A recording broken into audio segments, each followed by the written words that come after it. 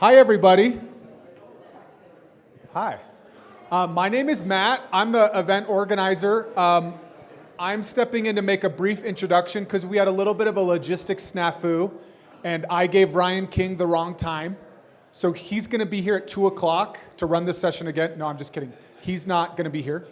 But thankfully, our really good friend Beth Smith from Amplio is here. So for those of you that don't know Amplio, they run fractional CFO, bookkeeping, tons of different services. They're here in Salt Lake. Fantastic. But I wanted to thank her personally for stepping in last minute, like 30 minutes ago. Come in here and enjoy your session. Introduce yourselves for everybody and enjoy. Hi, everyone. I'm so stoked to be here with Brynn and Cherie. Cherie's with Salt, Brynn's with Slate. I just met them. Super stoked to hear their stories about fundraising. As Matt said, at Amplio, we provide fractional CFO services, but other services like CMO, CHRO, valuation, quality of earnings, which is helpful when you are selling your company, and missing a few sales tax services. So if you have any questions, come talk to me. I'm here. And I'll put a little plug in. I used to use Amplio as my fractional CFO until I hired someone that lives in my city. I live in Spokane, Washington. So Awesome. Okay, let's get going. So tell me about your company's story and when you knew you needed to fundraise.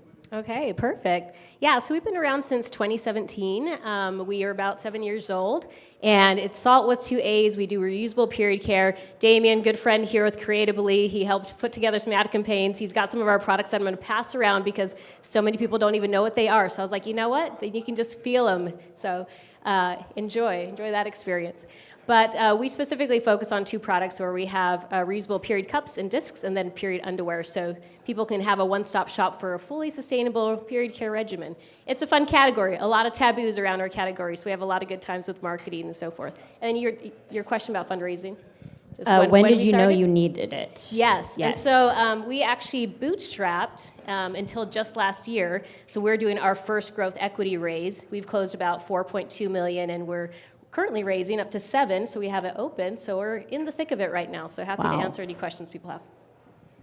okay, and I am Brynn. I'm with Slate Flosser. We are the other toothbrush. So he's going to pass it around so you can see what it's like. But did you know that flossing is 40% of reducing the bacteria in your mouth? Brushing your teeth only takes 60%, and it's like if you went into a shower and never washed your butt crack or your armpits. Our product cleans the cracks and crevices in your mouth. So we are 2.5 years old, and we actually started our company. In 2020 is when we started our company, but we didn't have product to sell until November of 2022, and we did our first raise in June of 2022 and raised $800,000. And then in July of this year, we raised $1.75 million and have it open to $3 million if we want. Baller. I wanted to poll the audience and see who has actually fundraised here before. Okay, and then who's like looking to fundraise or never done it? All right, cool. I think the next question is, how has the fundraising environment changed over the last 12 to 18 months? Ooh, great question. So when there was a lot of consumers, so we're in CPG, right? A lot of consumer darlings, like you had Warby Parker and Casper, Allbirds and so forth, were getting these high growth valuations, and it was focused on growth. And then if you remember when Silicon Valley Bank failed in March 2023, suddenly all the fundraising environment shifted towards profitability and EBITDA profile. And we were just like right in the mix of that. That's when we just started fundraising. And so we had to shift pretty quickly because we're like, okay, we just have to show high growth, that's it, And we were, at that time taking some losses on our profitability so that we could show that growth, and learned very quickly that investors were looking for something different. So shifted pretty majorly. I'd say the market's pretty soft right now, so it's a tough fundraising environment, to be really honest, at least for CPG. Depends on the businesses, but not impossible. Yeah, I've noticed everyone asks when I first talk to them, they're like, oh, are you in AI? And I'm like, no, I'm in a consumer products. And so I raised twice, right? One, it was pretty easy. Like I started in April, I raised $800,000 by June, and I was like, this is great. And then this last year, when we're getting into a retailer, and I was like, okay, and this might be actually a question in a minute, but you need to raise money when you don't need money. So anytime you have something really exciting happening and you are profitable, that's the time to do it. But they only cared about profitability this time. And we were able to raise $1.75 million in a month because we were profitable last year. And so from day one, I'm not a huge, well, I am a risk taker in some areas, but not financially. And so that's why I had a CFO from day one, was so that I could have good projections and have a plan, a 5-year plan, a 10-year plan, so that I could show people what I was achieving and get profitability. Yeah, it's such a catch-22 because when you need the money is when investors won't say yes to you, right? When you actually need the money. So when you have great momentum, that's the time to raise, and you want to do it proactively because it's always a good time to get cash in the bank. Awesome. What are key learnings for those that haven't fundraised or just starting out? What are the key learnings for both of you? Yeah, so our journey was a little different because we did bootstrap. We didn't take VC money right from the get-go, and there's pros and cons to that. So we just took SBA loans, so we got into Target our second year of business, which really put us on the map, which was great. So we had an $800,000 SBA loan. We got another $2.2 million SBA loan later on for inventory as well. So like you, we needed it for inventory, of course. And you know, we had done some angel investing before, and what we learned from angel investing is a lot of times you have these new brands who are like, okay, I'm going to take VC money, then I'm going to throw all that money at all my first assumptions. And then what happens? Well, those first assumptions, they start to learn a lot of pivoting, and then they have to go back to the well and say, well, now I spent all your money, but now I really know, what I need for my marketing efficiency. So, I'm going to go ask for money again, and then they're less, likely to want to invest again, right? So having those learnings, we decided that instead we were going to try to get our foundation right by bootstrapping and just figuring things out and then raise when we needed to. So we're raising a growth equity round. We're more of a teenage company. Our forecast for this year is $25 million. And so it's pros and cons to that because we are too late for a lot of those early investors who want their unicorns early, and then we're still a little too small for the big investors who are looking for growth equity. So we're in this really weird spot. But we've been able to really have a lot of success with friends and family, with family offices. So it just depends on your growth stage. Remind me of the question. Sorry. Learnings, I think. Key learnings. So a few things is like you should find someone with your pitch deck, present it to them. I practiced it for hours and hours and hours. I had it memorized. If you should ask people your pitch deck. There's like the VC group in California. What is it that you can do they have YouTube channel stuff. Anyone. Y Combinator. I found that really helpful at the very beginning, and then in the second time I raised, I had experience doing that. And I think who you have on your team is so important because it is very, very lonely. And as your company grows, that will change. But when investors care about who your team is, also like angel investors are very different than VC. As we started raising this second round, it was like if you were over a $20 million valuation, you had to have a certain things. And so it's hard because you want your company to be valued higher so that you get more equity, like they get less equity, I guess. But that also means you have way higher stakes and they expect a lot more out of you. And so you want to find that sweet spot for valuation of where do I get the most for my money, but that I have goals that I can achieve and not feel stressed out of my mind. Cherie, I think Brynn touched something really important about like the difference between VC angels. Can you kind of dive more into like how founders should think of angels, VC, non-dilutive capital like grants, line of credits, debt? Can you kind of dive into that a bit? Explore all your options. If you're able to get debt financing, I'm a big fan of that, rather than taking VC money from the get-go, especially if you have a cash flow runway. It's really better to bootstrap, and at least in my opinion, in our journey, we were able to pivot really quickly back to profitability and get back to a positive EBITDA profile and profitability profile because we'd been there before, we'd done it before. And so we've explored all options. There's, inventory asset-based lending that a lot of people can take advantage of. And like I said, we've used a lot of mezz debt from friends and family, and it's really mostly about finding aligned partners that really believe in what you're doing. So there are VCs who, may be right in your category, but may not be right for you exactly. So for us, we're a B Corp. We're very, very socially aligned. And we need to find partners that also believe in our social mission. We have a 1% give back mission where we donate our products across the world. So we've donated over 150,000 products in 56 countries to help girls stay in school, because as soon as girls hit puberty, then school dropout rates skyrocket. So our products specifically, thank you. Yes, thank you. So our products specifically, because they're long-lasting and they're safe to use, are so important to be able to stop period poverty and honestly add to the GDP of nations, because if you invest in women and you solve period poverty, then you're solving a lot more just poverty as a whole. So it's something we care a lot about, and we were fortunate to find some really mission-aligned investors. So one of our big wins from the get-go is we actually, shot for the moon, and we pitched to Sarah Blakely's family office, and she invested in us in our first convertible note round.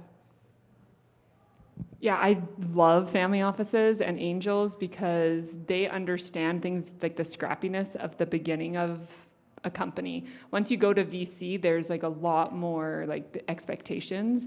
And so our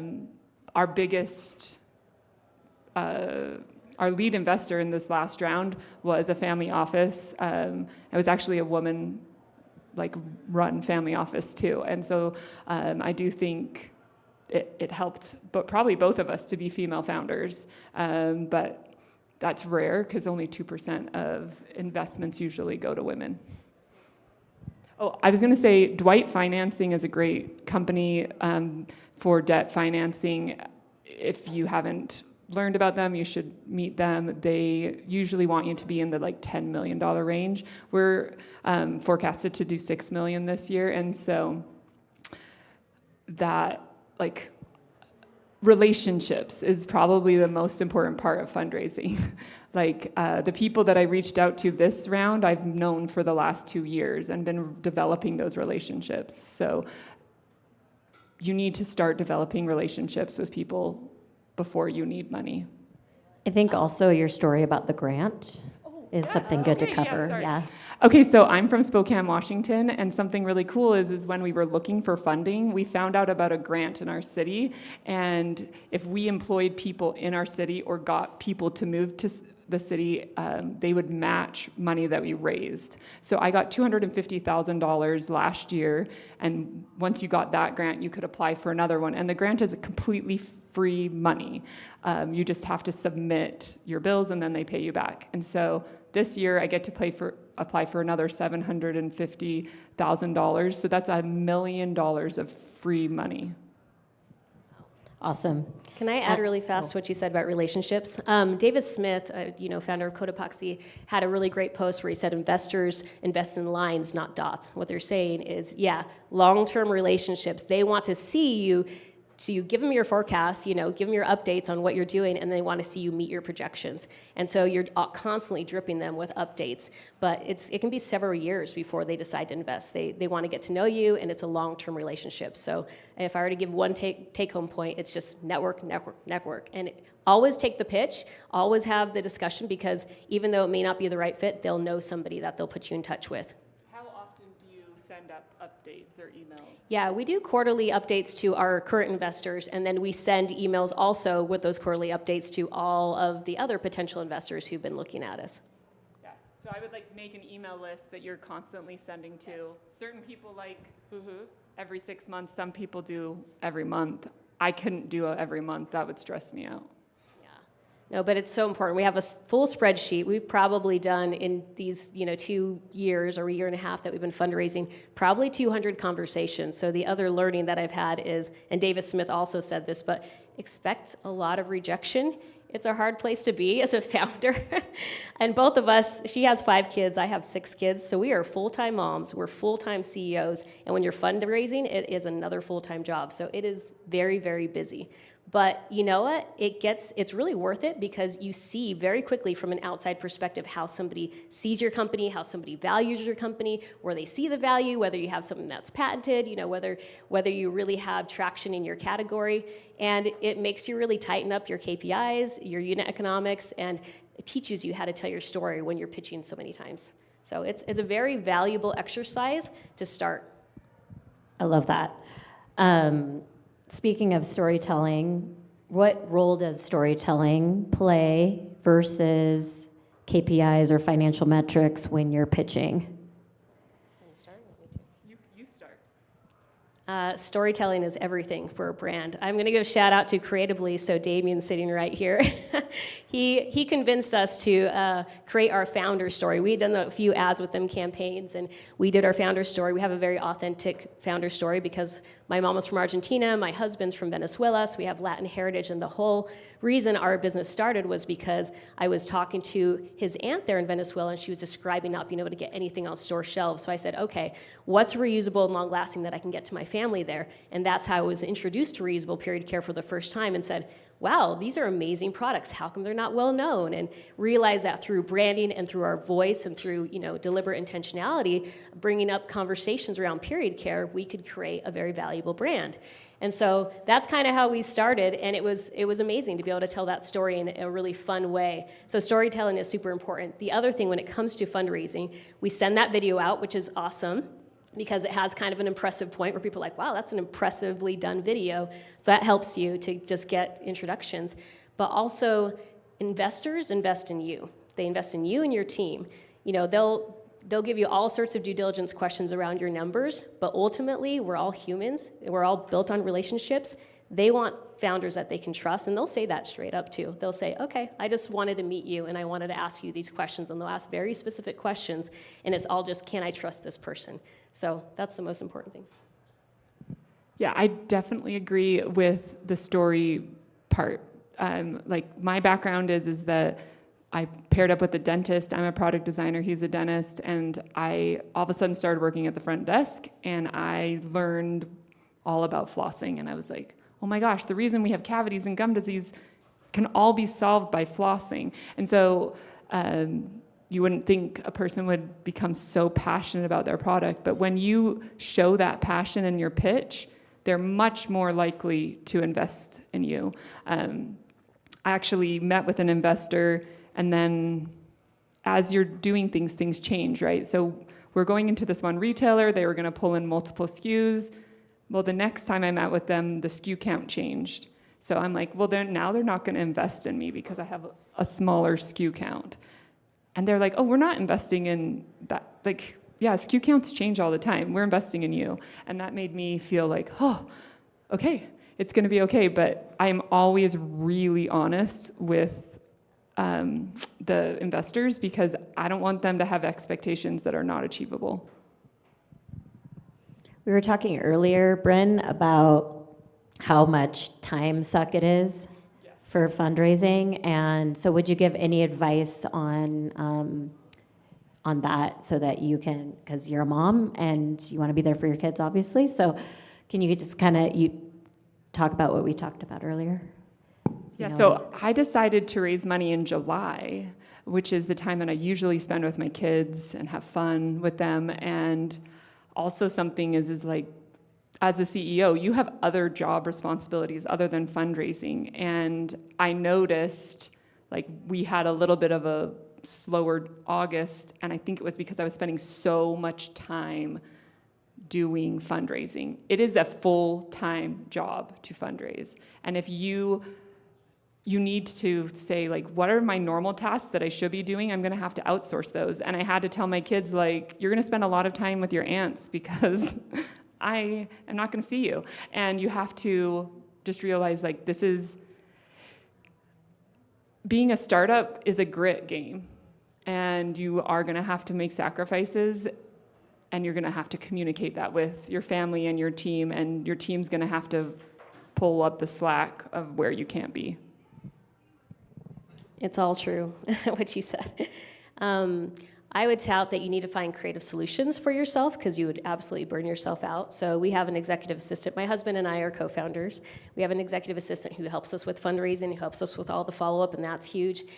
The other thing that we did early on is that we instituted an in-office preschool that's free for all of our team members. We have about 40 team members, and we did it because we had young kids at the time that we started SALT, and it just required so much more of my time.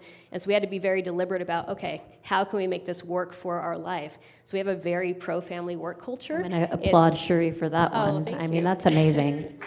Yeah. Our working moms and dads use it. It's great for retention.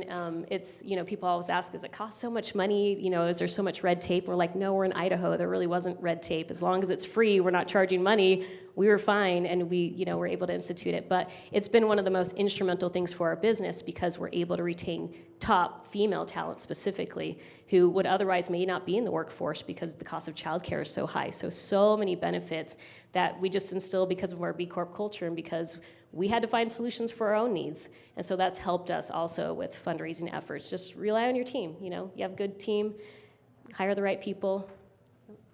What does a healthy timeline look like? You were touching on that earlier, from prep to outreach to close in terms of fundraising. I would say I'm not a typical person because I met with the retailer in May and then we were like, let's raise money, and we raised it by July. That's very fast. Like most people could be spending a year fundraising. So I'm gonna let her tell how long hers is. Are you gonna share which retailer? No. Oh, I was going to congratulate you. She can't say yet. It's an exciting one. We're also in. I like that retailer. For us, we started our convertible note round the previous year. We closed that and then started just a traditional equity raise. And we did a rolling close, which was the right move for us instead of putting a time frame, because we've learned that investors don't like to close deals in the summertime because they're all on vacation. They don't like to do it in the holidays. So you pretty much just have January to May. That's kind of the only time that you can really close deals unless you're really lucky. And so having a rolling close was the right option for us. And fortunately, we weren't in a cash flow runway position where we needed the cash very quickly, because that can get you into some tight spots. But there are people. We did utilize investment banker for a period of time to explore that when we were a little tighter on cash, and we're in a good place now, which is nice. But I would say that route didn't even pan out for us in the end. But it did make a lot of introductions, and it got us really honed in. So as far as time frame, I know David Smith says you should be aggressive and make sure to be competitive. We haven't been able to do that because it's been softer, so I'll just be honest there. But it's advice that I think everyone should take. Okay, we've got 5 minutes left. I'd love to see if any of you have questions. Okay, I'll run back here. I'll meet you out. Okay. What was probably the hardest part about figuring out the right valuation for your company when you were going for your first round of funding? So we did our first valuation we did based on a revenue multiple. So we did about 1.9 times revenue, so under 2, which seemed pretty reasonable to us considering where valuations were at for CPG, prior in 2021 and so forth. But I tell you, the investor mindset shifted very, very quickly.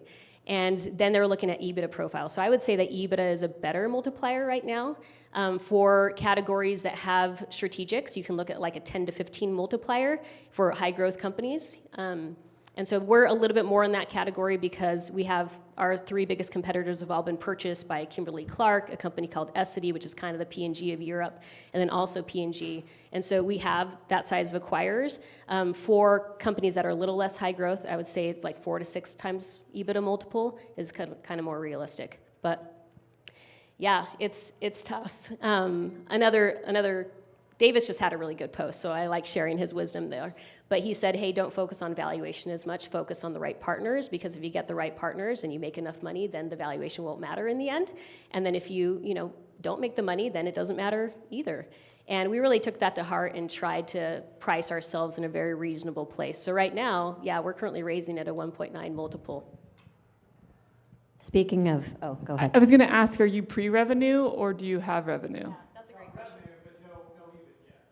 I think that like that's the hardest thing. If you're like pre-revenue, you kind of are like making up a number. And so I always would say like, and maybe I can talk to you after, but I think when we did we valued our company at $4 million. Our goal was to get to like $12 million by year 5. And we're proving like we're almost at year 3 and we are halfway there. I really feel like when we did our next one, we actually didn't do it on EBITDA because our goal is to be at least $100 million company in the next 5 years. And then I think that you got to ask yourself, like, what's your goal? Because your goals are going to also dictate what you do. Because someone asked me right when I was raising at the very beginning, like, why don't you just be a lifestyle brand?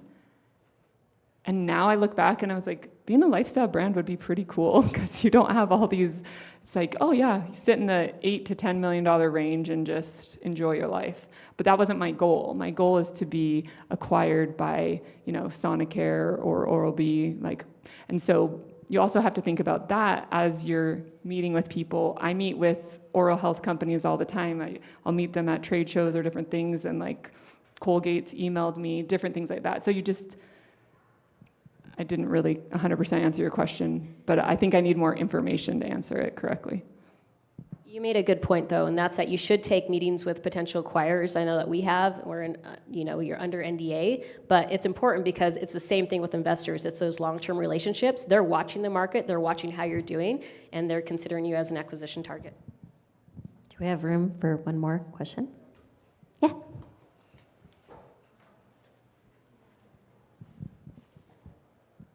Hi, my name is Catherine. You mentioned that you were managing about 20, or speaking with about 200 different investors. What was like the best tool that you used to manage that communication and keeping yourself organized? We just have a spreadsheet. I know that there's some really great databases out there. There's a WeBank database actually that has, tons of big lists of investors. Let me get back to you because I have it listed somewhere where I can get you a great database. We also use Google Sheets. All right, I think time's up. Let's give Cherie and Brynn a round of applause.